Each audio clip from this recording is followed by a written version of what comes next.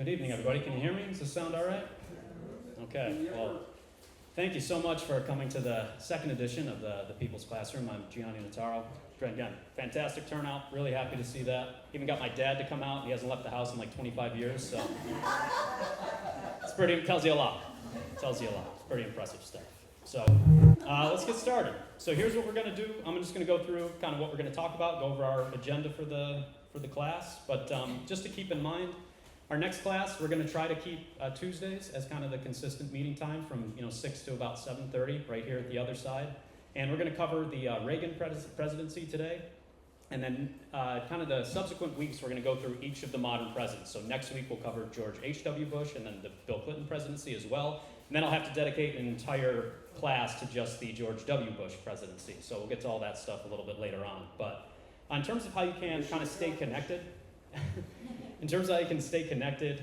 in between each meeting is probably the Google Classroom and the various social media outlets that I have set up. So I have a handout up here that you can take a look at. Gives you a breakdown of how to join the Google Classroom.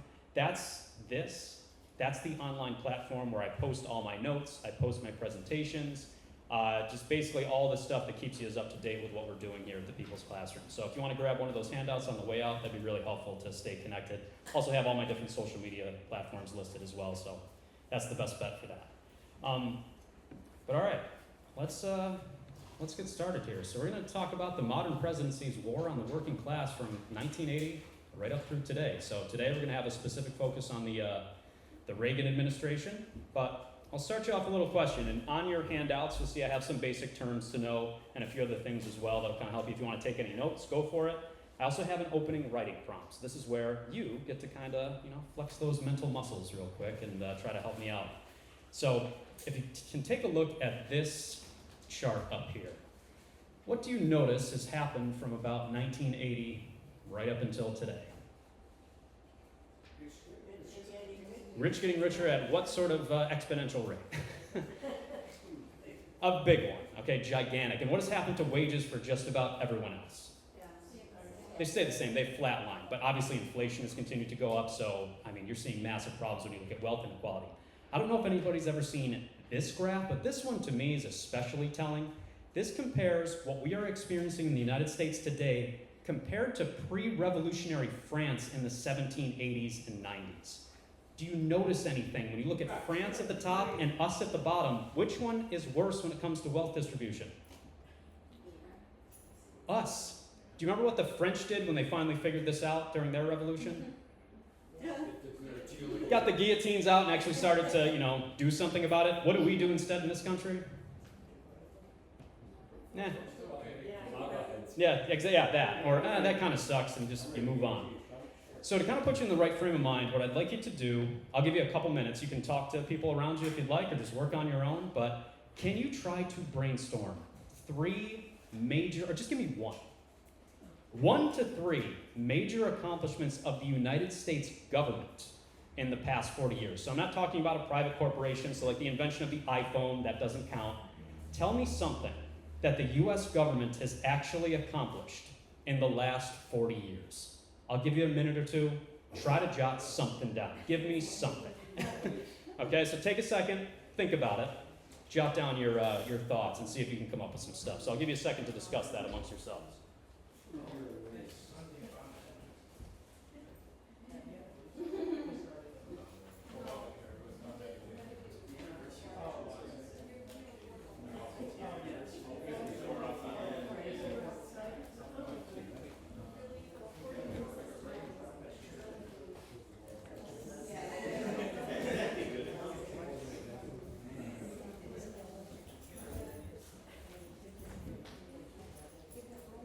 All right, anybody want to raise their hand? Give me something that you can point to. Hey, the U.S. government actually did this, and wow, that's cool. Yeah.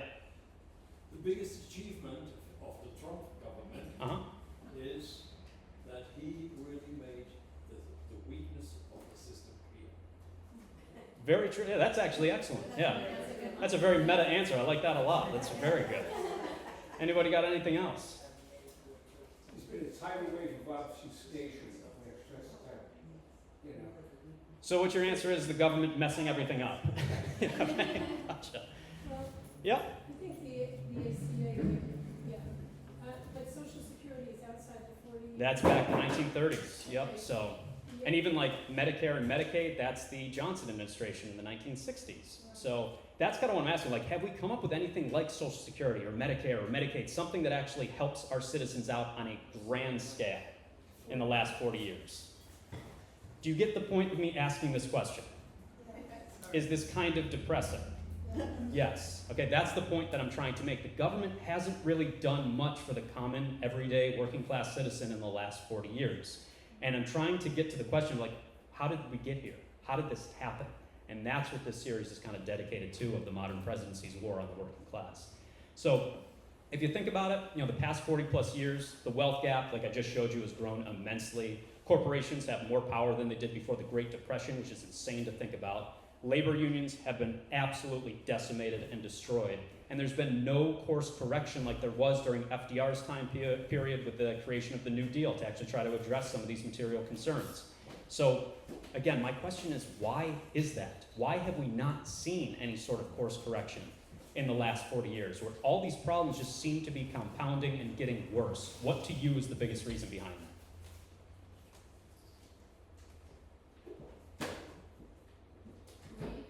Greed? Yeah, that's a very good answer. Yeah, I like that. She said greed.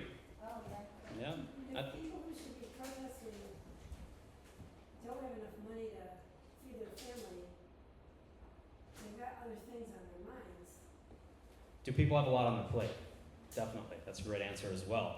But the thing that I'm going to focus on is, was there massive gains and changes in the 1960s and the 1970s for minorities, working class people, you name it? Did we see that? Who do you think might not have liked these increased changes, this increased democracy? Who was probably not a fan of this stuff? The rich and powerful. They hated it. And that's what the 1980s to today is all about, is a backlash to this time period. They couldn't stand the way that they saw the United States changing, and it was a coordinated effort to try to stop this. And that's what's happened the last 40 years in particular. Great example of that. 2 lines. I know, again, sometimes it's tough for people to see, so I'll try to describe these as best I can. The blue line represents union membership in the United States. The red line shows you the share of income going to the top 10%, the richest of the rich. What do you notice happened when labor unions were actually active and involved in the United States? What happened to the wealth gap? A lot. What has happened since the 1980s, since labor unions have been destroyed and brushed aside? That wealth gap has gone right back to where it was like pre-Great Depression. Yes, it's crazy to think about. They are, you can see that connection clearly. Now this graph I'm going to show you a couple times throughout the course of this series. This is the Gini coefficient. Don't get too bogged down with the terminology. It just shows you wealth inequality. And if you're on the north part of this graph, it means during that presidency, the wealth gap grew. If you're on the south part of this graph, it means that the wealth gap shrank. What do you notice for every single president since LBJ? Johnson's all the way over there on the left. What has happened? Greatly gone. And which president clearly was the kind of catalyst for that? Who had the biggest wealth gap increase?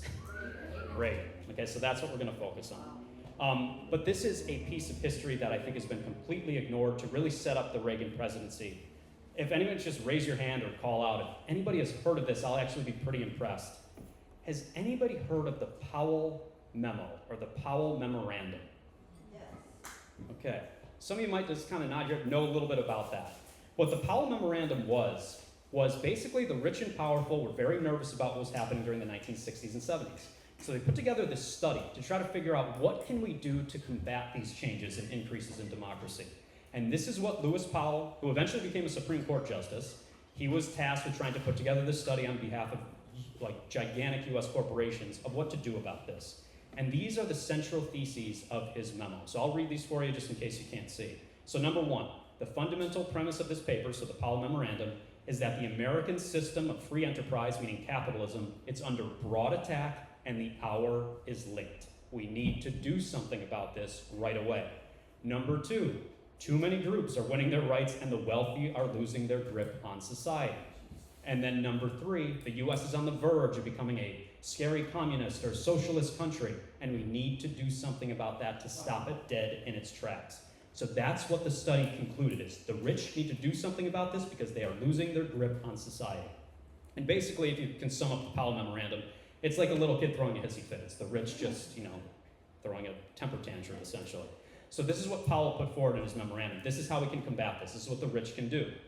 Corporations and the rich need to use their wealth and power to influence the government at all levels, the education system, the courts, and the media, and try to take back control of society. There needs to be a coordinated effort in order to do this. So corporations, if you have your differences or whatever, brush those aside, and we need to come together to try to stop these changes, essentially. And you don't have to read all this up here, but do you notice at least the names of a few major US corporations that were part of the Powell memo? Yes, you see ABC, GE, GM, CBS, these massive corporations were all in on the Powell memorandum, and they took it to heart. They're like, all right, this is the study, this is what we need to do, and they took action. Now, how do you think the Powell memo was received by the public? It's a trick question. Do you think the US population knew about this at all? Absolutely not. This didn't come to light until years later that this was all happening behind the scenes. And then again, Powell became a Supreme Court justice, etc. But corporations did exactly what Powell recommended. And I'll show you a couple examples of what I'm talking about.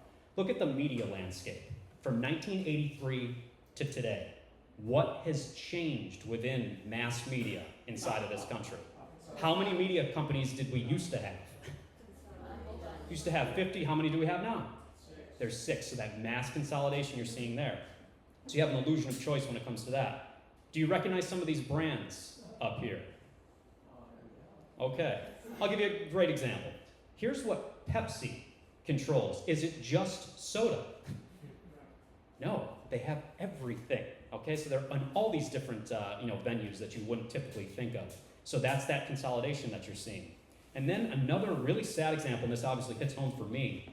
Do you recognize any of these textbook brands? Who has control of our education, public education system inside of the country? The teachers. I wish. You don't have to wish it. No. Yeah, so it's these ones in particular. So they're the ones that kind of take control. And they write the curriculum, they write the standards in many cases, and that's kind of how it works across the country. So if you really think about it, why was the Powell memo? Why was it a big turning point in US history? What started to happen since corporations took this study to heart and started to actually implement it? Consolidation. And basically the rich starting to gain that stranglehold inside of society. That's what happened little by little. And just as there's one quote that you remember, this really gets to the foundational aspects of the United States. This is why, it makes sense that this has happened recently and has kind of been a through line in various portions of US history. Everybody's familiar with James Madison, correct? The father of the US Constitution.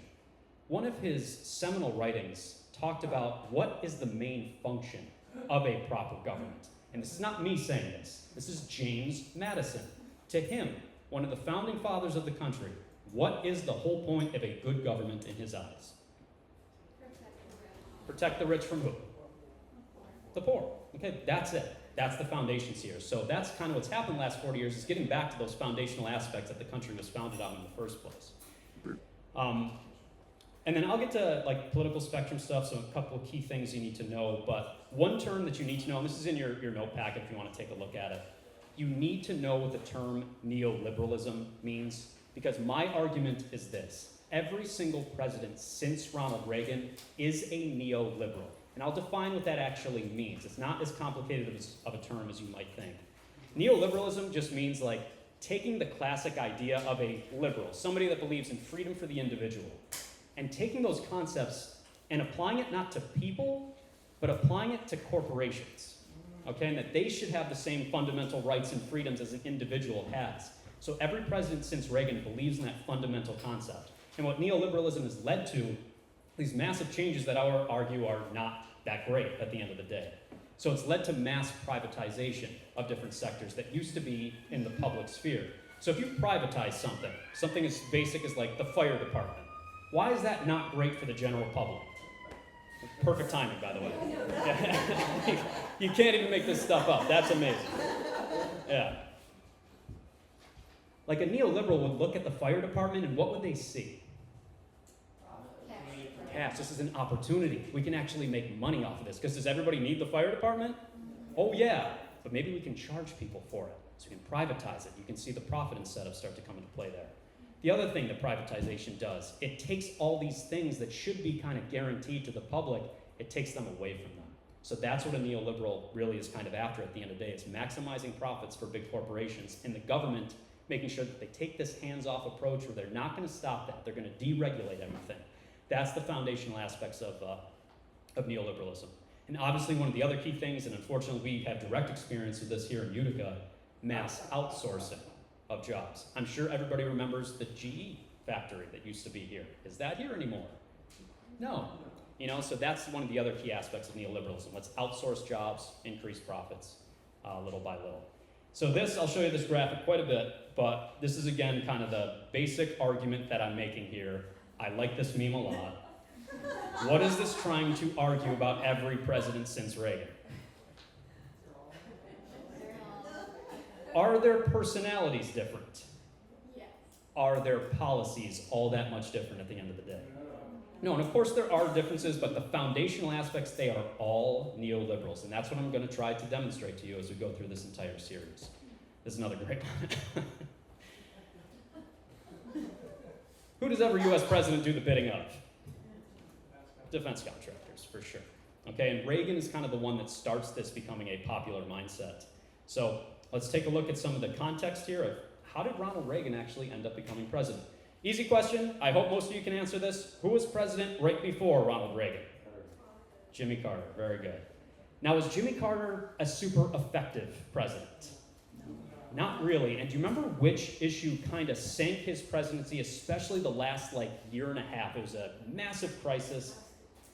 The Iran hostage crisis. Yes. So if you're unfamiliar with that, I need to give you a little bit of context because Reagan actually played a role in this, which I don't think a lot of people understand. So the country of Iran, in the 1950s, they had a democracy, and they elected this man, Mohammad Mossadegh. And what he wanted to do was actually nationalize the oil reserves inside of Iran. And if you're unfamiliar with that term, it means who should control the oil profits inside of Iran? An outside US company or British company, or the people of Iran? The people of Iran. How is the US going to respond to his desire to do that? No way. And this is what he did just a few months that he was in office. Being able to nationalize those profits and kick out US corporations and British corporations, was he able to do a ton of good for his people? Definitely. So you go down the list up there, you're seeing massive changes that were huge for people inside of Iran. So he nationalized the oil fields. The US is going to have absolutely none of that. And they plotted a coup d'etat inside of Iran. And it goes back to the 1950s. It was called Operation Ajax, if you want to take a deeper dive into it. But Mossadegh himself was arrested, placed on trial, sent into exile, and you might remember this man, the Shah of Iran. He was installed by the US to become a puppet, essentially, to make sure that those oil reserves, they should go back to US corporations, they should go back to British corporations, etc. And you can see the Shah with different presidents throughout US history. There's him with Nixon, there's him with Carter. He was like an old school style dictator as well, so he kissed his feet and stuff, so that sort of stuff. He was also incredibly repressive to his own people. This is going to make a lot of your skin crawl, but it's important to take a look at. Any dissidents inside of Iran, what did the Shah order here? This is just tough to look at. Do you see what's happening in this picture? Digging out people's fingernails. It's real bad repressive stuff. And you can see the torture camps that he had set up. It was awful. Now the people of Iran, how did they feel about their leader that was installed by the US government? He was a puppet. So that's what led to the Iranian Revolution in 1979, was to overthrow the Shah. There was different factions inside of Iran. I won't too into the weeds with that. But the Ayatollah Khomeini, his group kind of ended up winning out inside of Iran. But the thing that connects to what we're talking about is the hostage crisis. Because eventually, the revolutionaries inside of Iran, they took over the US embassy, and there was a massive crisis. There was a number of hostages that were taken little by little, and Jimmy Carter was not able to negotiate their release for over a year. And how did it make Carter look? Yes, exactly, very weak. Do you know the real reason why Jimmy Carter was not able to secure that deal and was never able to successfully negotiate the release of those the hostages in Iran? It was because of Reagan. Reagan made a backroom deal on the eve of the election with the Iranians that on the day that he's elected, we will come to an agreement, and how am I going to look? Fantastic. So that's what Reagan did. He was like a puppet master behind the scenes, made Carter look terrible. And when Reagan was voted into office and on his inauguration day, what did he go ahead and announce on day one of his administration? I did it. I released the hostages. Look at how amazing I am. But nobody knew that he was like finagling everything behind the scenes. But that's one of the reasons why when you look at this electoral map, how did Reagan do in 1980 in that election? Absolute destruction. Okay, so it was a landslide election. All right, so let's take a little closer look now at his actual presidency. So let's get to a few things in particular. So Reagan himself, if you're not familiar, he was the governor of California. He was at the time the oldest elected president at 69 years old. That's obviously not the case anymore. But do you know what Reagan was before he was a major politician? What type of actor was he? Like you might even call him a D movie actor when you really look at his filmography. But one of the things that made Reagan, the way he made a name for himself, I should say, is he did stuff like this. He was a rat for the FBI during the Second Red Scare in the 1940s and the 1950s. And if there was any sort of like communist sympathizers inside of Hollywood, Reagan and his wife would turn them over to the FBI and kind of rat people out. That's how he gained stature inside of Hollywood to begin with, because he was doing movies like this, okay, which are not exactly cream of the crop. But just if you want a modern day analogy, like Reagan becoming president at the time, if you really think about it and connect the dots, it'd be like if in 30 years some random Hallmark movie actor all of a sudden became president. That's kind of how weird it was for somebody like him to actually elevate himself to this level. But what Reagan does when he's in office, again, I need you to understand, this quote in particular I think gets to the heart of what Reagan was about. During his time as governor, he saw a group of his own citizens, this was in Oakland, California, because he was the governor of California. He saw them in a long line in a food line. What did he openly say he wanted to have happen to them? I hope they get botulism. What does that tell you about him? Cruel. I don't care about my own people, essentially. And then obviously one of the other key things, and I'll really drive this point home the further that we go here, was Reagan even really a fan of the government doing anything to help people out? Exactly. So we should take this hands-off sort of approach and just let things fly, and people can just figure it out on their own. There's one problem with that. When you actually know U.S. history, who has always benefited anytime the government has taken this laissez-faire, hands-off sort of approach, deregulated everything? Who usually ends up benefiting from that? The wealthy. Can everybody else is just left to fend for themselves? That's exactly what happened before the Great Depression. So what Reagan brings back is kind of those same economics that were put in place by Herbert Hoover and previous presidents right before FDR. And if you're unfamiliar with these terms, what Reagan ends up creating here was called supply-side economics. It's the direct opposite of Keynesian economics, which is what guided FDR in his presidency. And if you can look at the differences between these two things, it's fairly straightforward. If you believe in Keynesian economics, FDR's philosophy, who should you be giving tax breaks and who should you be helping out just in general, I guess? The poor. And the thought is, if you give the poor more money, what will they do with it? They can buy stuff. That will actually stimulate the economy. Reagan takes the direct opposite approach with the help of Milton Friedman, who was his top economic advisor. What does supply-side economics do instead? Let's not give tax breaks to the poor, let's give it to the rich, and they're going to create all these jobs, and it's going to be this incredible thing. Do you know another more common term for supply-side economics? Trickle-down economics, that's it. Okay, so Milton Friedman and Reagan come up with this, and that's what leads to some massive policy shifts when you look at economic policy during the 1980s in particular, and these have continued right up until today. And to demonstrate that point, what Reagan does, right out of the gates in office, he cuts the top tax rate in half, okay, which was a huge change. So I know this is, again, going to be a little bit difficult to see. But do you see when that top tax rate for the 400 richest Americans, that's the line at the top at the start of the graph, where did you see that begin to take a nosedive? And those, like, rich, we're talking about the Jeff Bezoses of the world. When did they start to get this huge tax break? The 80s. And then it's just kind of continued right up until today, where today you actually see the tax rates flip. A poor person is paying more in taxes than somebody at the top. So that all starts with Reagan, and it just kind of accelerates from there. But just to give you an idea of what I'm talking about, like somebody that paid $700,000 in taxes in the 1970s, by the 1980s, they were paying half of that. They were paying $350,000. Okay, so that's a massive change, and it's only continued. But I need to really drive this point home for you as well. Could Reagan implement these trickle-down tax cuts unilaterally? Can the president just do that? It's Congress. Do you know who was in power in both the House and the Senate in the 1980s?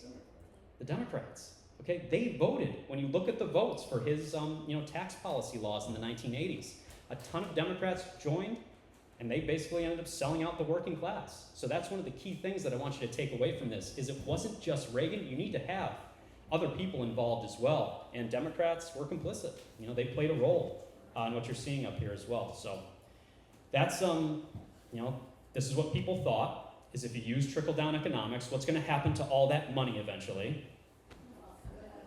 It's all going to come down. What happened instead? Never came down. Stayed right at the top.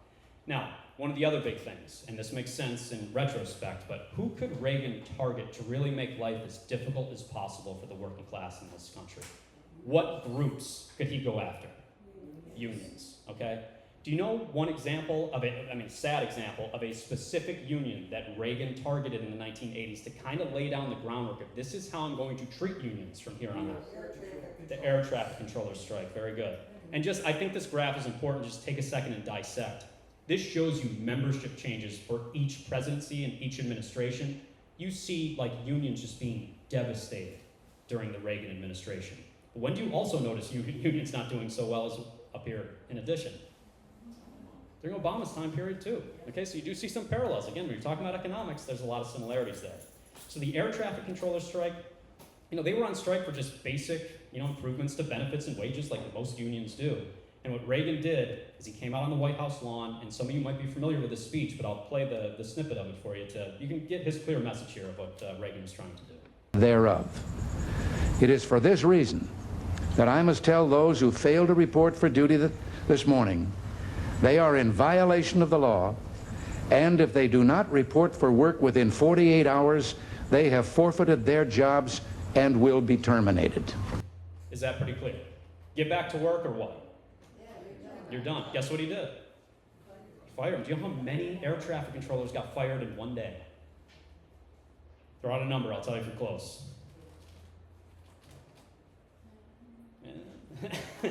No break? Yeah. It's 11,000 air traffic controllers were fired immediately.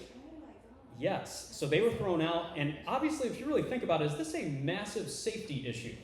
Yeah, air traffic controllers have a pretty important, very stressful job, so they hired untrained scabs to try to fill the roles, they hired military personnel to fill the roles, but this is a sad thing for me, besides people losing their jobs and their livelihood. Do you know what union was asked to join the strike along with the air traffic controllers and refused? And it really led to this strike kind of petering out and not working the way that they had intended. Do you know who the air traffic controllers asked for help from? Teachers. Not teachers, no. The pilot union. No way. Why is that a smart move on behalf of the air traffic controllers?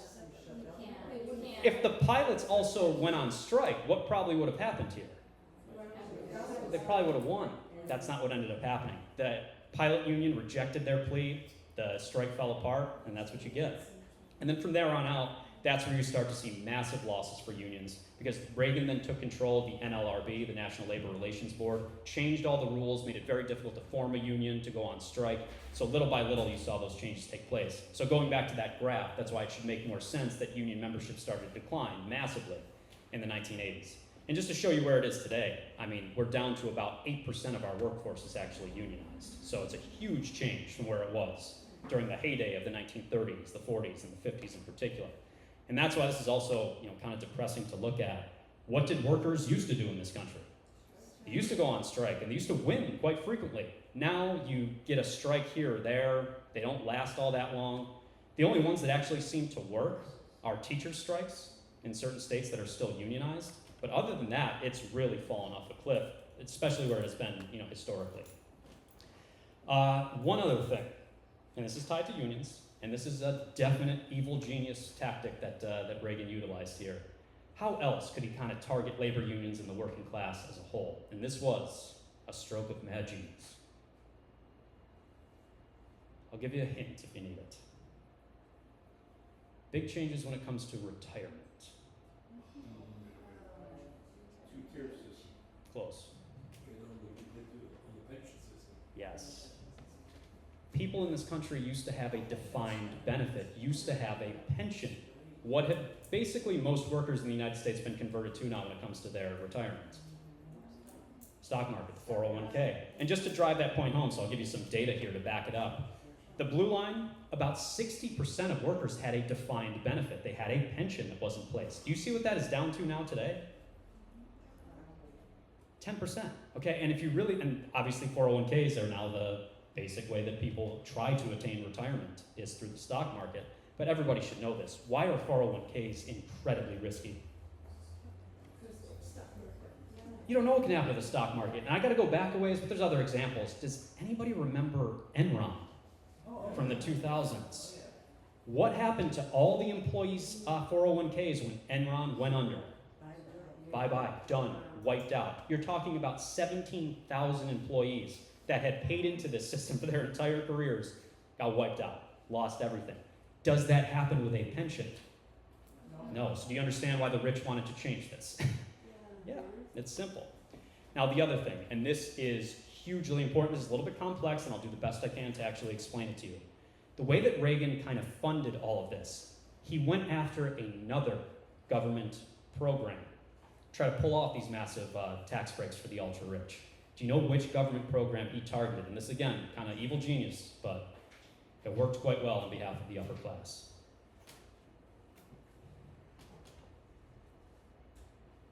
Huge changes to Social Security.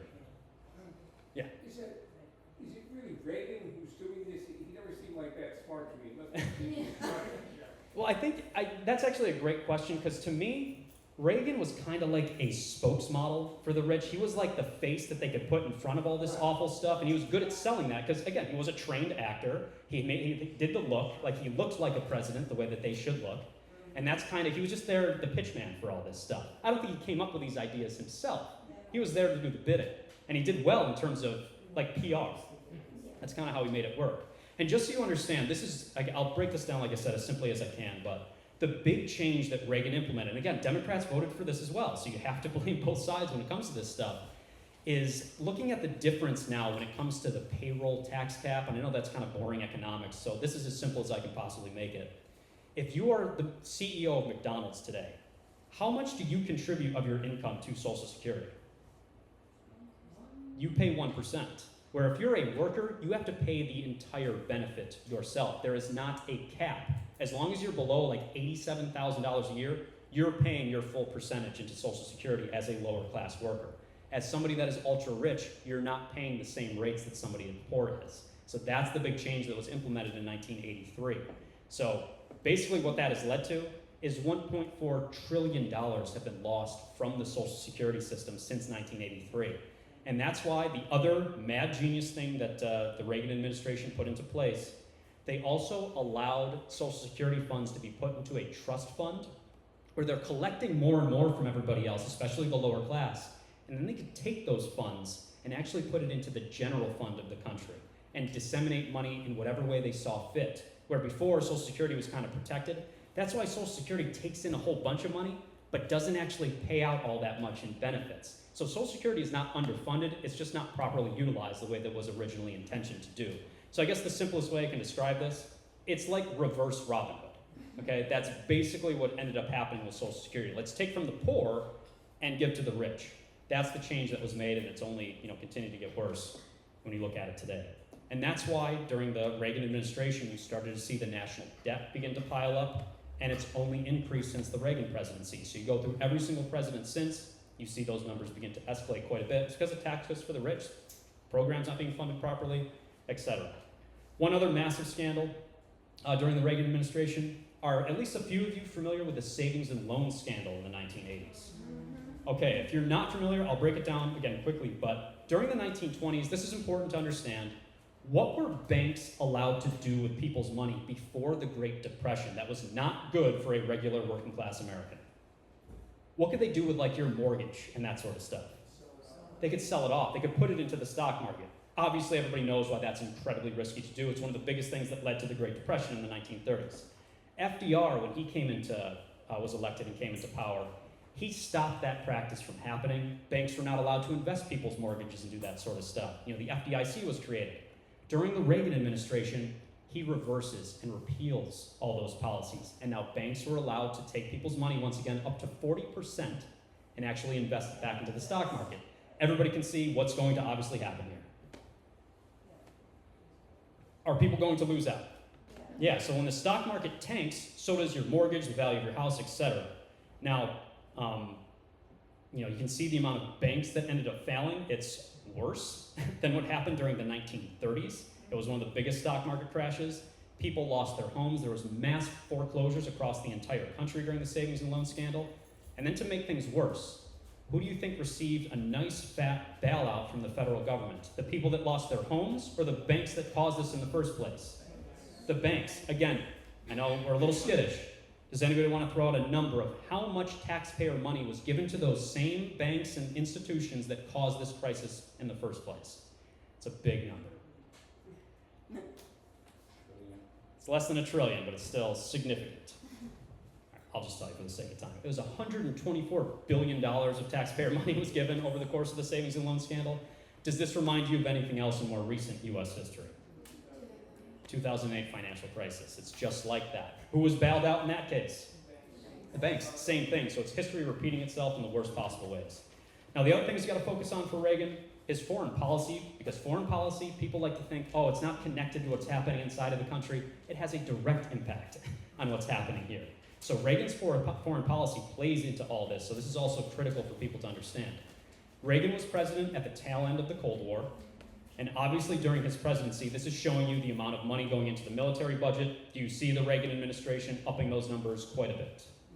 Yes, so that escalated a lot during his time period. He poured a whole bunch of taxpayer money into things like Star Wars, if you remember the Strategic Defense Initiative, where he thought like we're going to be able to shoot missiles out of the sky from the Soviets, and that's how we're going to protect ourselves. Do you know how much money was spent on Star Wars? It's more than the bank bailout that I just showed you.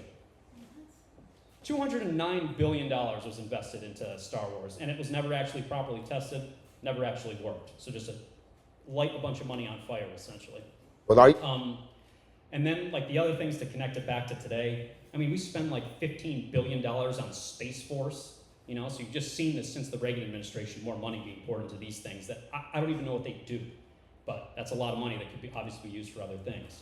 And then I don't know if people are familiar with this, but the F-35 is an experimental plane that the U.S. has been working on for a long time, since the 1990s. How much taxpayer money has been thrown into the F-35? $4 trillion in research, and this is the end result of this research, so I'll play it. That's all in Bernie's state, though.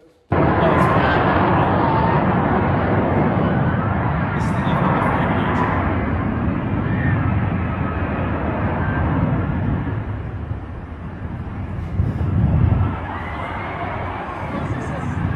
Oh, he just crashed. Oh, shit.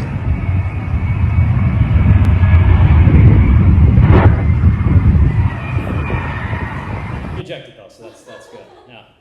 We can laugh at that, but what are you looking at? Oh, your taxpayer money, little by little. Then obviously the big thing for Reagan is he was extremely anti-communist, so the U.S. intervened in a ton of places, especially inside of Latin America during the 1980s. So I'll give you a few examples of this, and probably, this meme really kind of sums up everything that I'm about to show you here. If there was any leader in Latin America that did anything with a hint of socialism to it, what is going to happen to that leader during the Reagan presidency? Get rid of them ASAP. One of the saddest examples to me is what happened inside of Grenada, which is in the Caribbean islands. They were a British colony for a very long period of time. They eventually gained their independence in the 1970s, and Maurice Bishop became the leader inside of Grenada. And you can read his quotes up here. Why were people very hopeful after the British were kicked out and Bishop took charge inside of the country? What is he going to do? Yeah, like nationalize resources, do those sorts of things, invest inside of the people of Grenada. And that's exactly what he did. So if you go down the list up here, mass literacy and education programs, the illiteracy rate dropped from 35% to 5% just in a few years of him being the president of the country. Free national health care, investment in infrastructure, rights for women, all these massive changes were implemented. And I do want to play it because this is a guy that's not well known in history. I want you to listen to Maurice Bishop himself, kind of just explain the things that he was trying to do. So what simple thing is he arguing in this speech? Just try to focus on that question when I play this for you.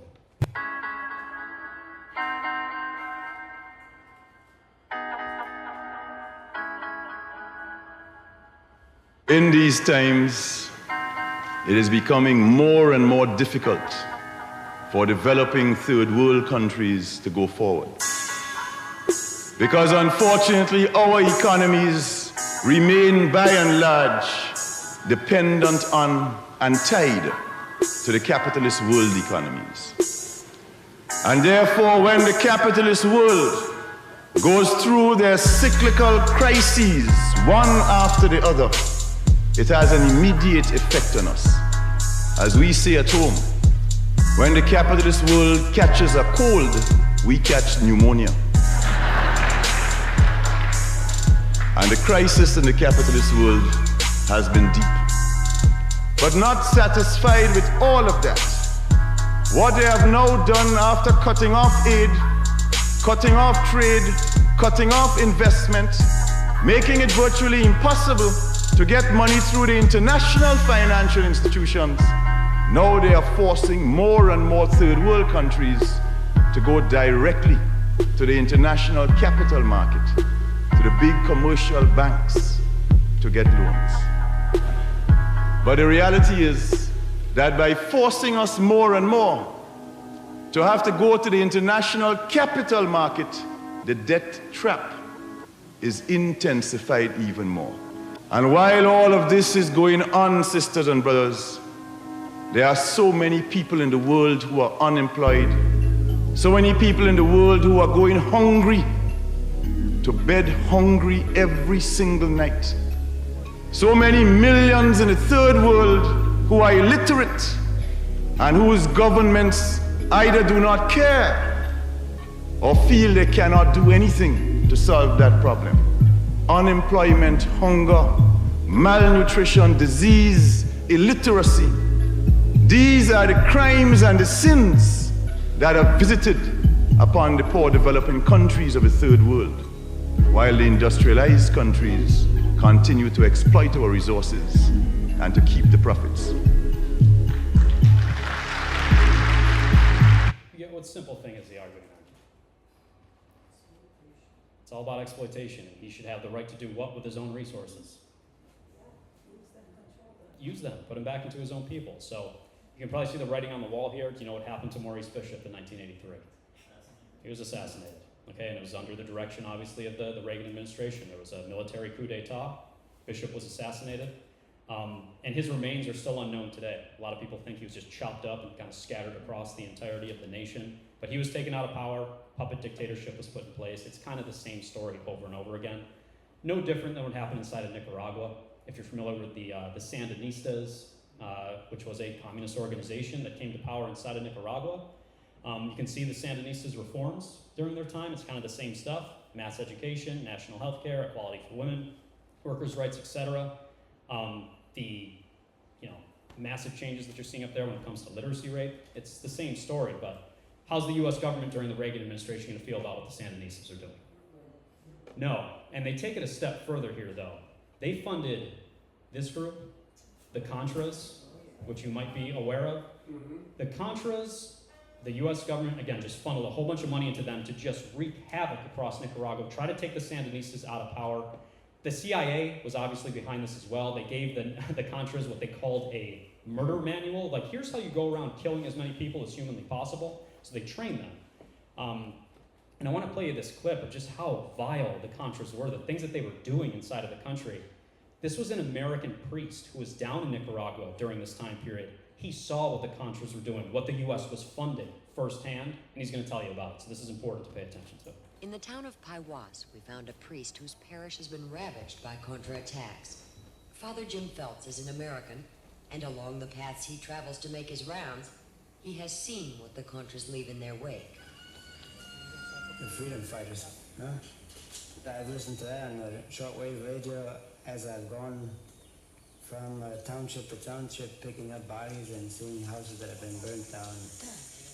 Anybody who in any way was collaborating with the Sandinistas would be a victim.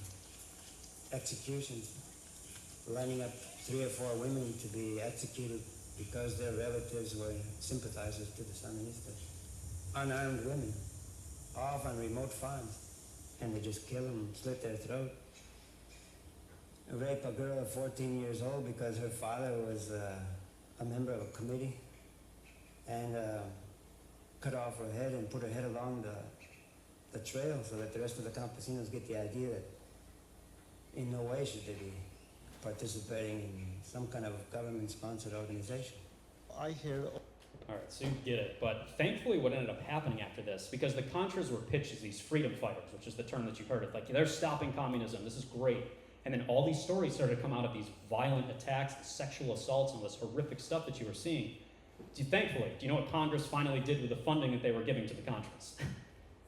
They did stop it. However, what did President Reagan continue to do illegally even after Congress voted to stop this? Found a different way to fund it. And that led to the Iran-Contra affair, if you're familiar with that term at all, but I won't get too into the weeds with this. It was basically the Reagan administration continuing to funnel dark money to the Contras even though Congress had stopped it. Reagan didn't speak to the press for 3 months once this was uncovered, and then other people ended up taking the fall. And regardless, the people that did end up taking the fall, when George H.W. Bush became president, what did H.W. Bush do to all those people that were tied up in the Iran-Contra affair? He pardoned all of them anyway, so nobody was ever held accountable for this. And that's basically the end of that story. So there's other examples as well. I'll skip over those, but it's kind of the same story over and over again. All right, 2 more issues that I'll go through quickly for you. The AIDS crisis also hit during the Reagan administration. And Reagan himself, like the epidemic for AIDS started in 1981, Reagan didn't even mention the term in a speech until 1987. Okay, so tens of thousands of people were passing away as a result of the AIDS epidemic. And there was mass protests. Obviously, the LGBTQ community in particular was very activated and was trying to get the government to pay attention to this and try to put some money towards research, do something to try to stop this. And I love the signs because I think they were super effective. But Reagan's silence is equaling what? Death.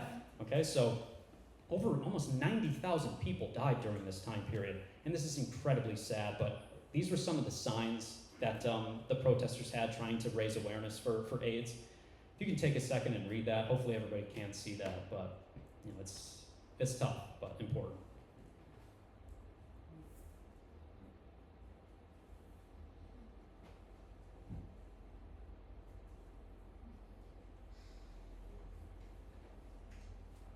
Do you think he did pass away? Yes. Okay, some of the other protest signs, I think this one's super effective as well. If I die of AIDS, forget burial, just drop my body where? Why is that a pretty powerful statement? They're laying the blame where? The government. Okay, and there was tons of doctors that were trying to encourage the Reagan administration to do something about this. The media, though, also did a terrible job, which I'll show you in a second, but they were writing letters. One in particular, that's Dr. Conant. He's the guy that you see there on the left. He was kind of at the forefront of this, trying to get the government to take action. He sent a letter to President Reagan.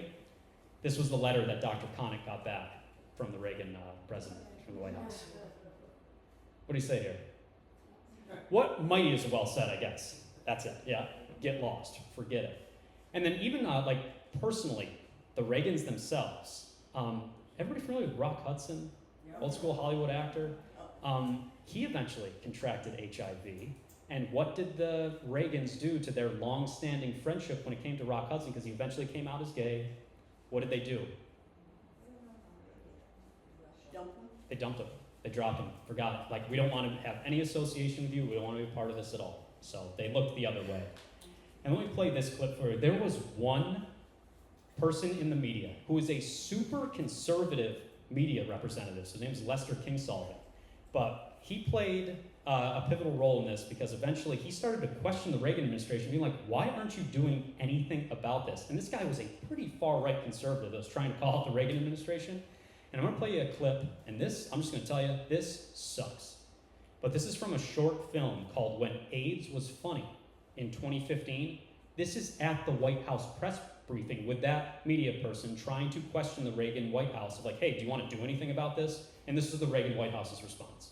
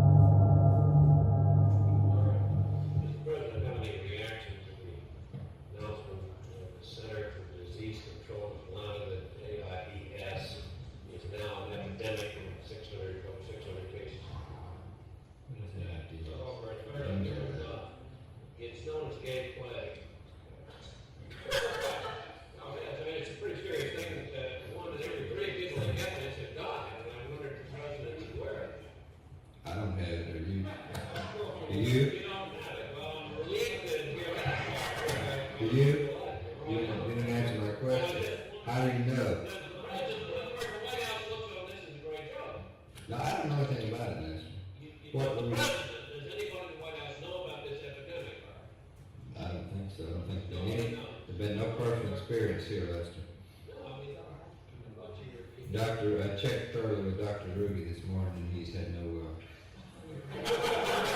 patients suffered from AIDS or whatever it is. No, didn't say that. I thought I heard you on the State Department over there. Why do you stay over there? Oh, I see. Well, let's go put it in those terms, Lester. I hope so. You get it. How are they treating this obviously very serious issue? It's just a joke. You know? Just forget about it, basically. All right. I'll skip ahead. The last thing that I'd like to cover for you is kind of Reagan's legacy, and then one final thing that I think really gets to the heart of the point that I'm trying to make here. But how is Reagan remembered in the American zeitgeist today? If you ask like a regular, everyday American citizen, what will they typically say about Ronald Reagan? Yeah, they'll say something along those lines. Is he actually like fairly popular when you look at like polls and whatnot when it comes to, yeah. Okay, so if you look at, this is from 2021, so not that long ago, but Reagan's in the top 10 when it comes to presidential popularity. Okay, he had a fairly high approval rating during this time period as well, but why do you think Reagan is still fairly popular inside of the US kind of mindset today, even after everything that I just showed you? Nobody knows it. And one of the things that I really need to pinpoint here, which I think is a huge issue inside of this country, is when you look at social studies curriculums inside of the United States, and this is terrible, but do you know where most social studies teachers that teach US history, do you know where they typically stop in their curriculum? World War II. They stop at World War II, and then what? I guess nothing ever happened since World War II. There's so many teachers that do that, and I think it's a huge disservice to our children, essentially. So not a lot of people know about this stuff when it comes to Ronald Reagan. And I think that's pretty rough. And then Reagan is typically treated as like this American hero, this celebrity, ultimately. But if you really think about it, why is it incredibly dangerous to view the President of the United States as a celebrity or somebody that you want to sit down and have a beer with? It's not their job. Should you maybe care a little bit more about their policies instead of something else? Yeah. I know, this is, wow, yeah. This is huge. This is in your packets, actually. If everybody could open up to this real quick, you'll see the same political cartoon inside your packet. So if you can take a look at that. I would like you to, you don't have to read every single panel because it kind of gets to the point that I'm trying to make, but what is the argument in this political cartoon?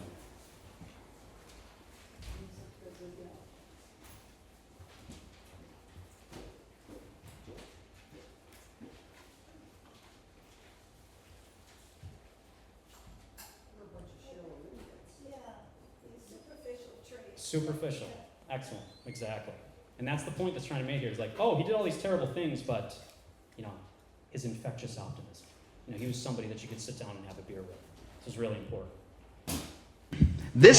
I'll skip over some of this stuff, but the last point that I want to make is this.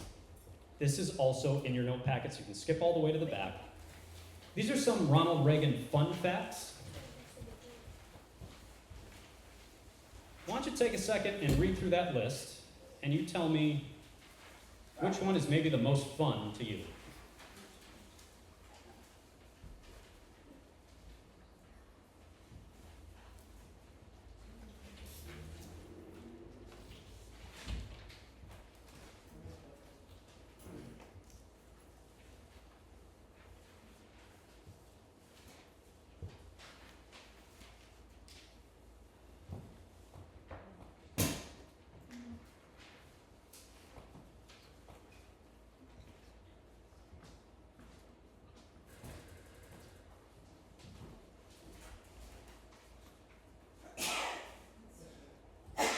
I guess you get the point that I'm trying to make. Are these all pretty bad? Yeah. All right, and one of the other big things that Reagan did is this. You know how there's a massive student debt crisis inside of the U.S. today? You can pretty much lay the blame for that during the Reagan administration's time period, because there was numerous bills that were trying to be passed to actually make public colleges free and open for everyone. Basically, get rid of tuition, especially at public universities in particular. And one of the Reagan advisors, he came out with this: we're not going to allow that to happen, because if we do allow for free public higher education, what are we in danger of producing up here? An educated what? God forbid we actually allow the working class to be educated. Why would Reagan be so fearful of something like that, or the administration, I should say?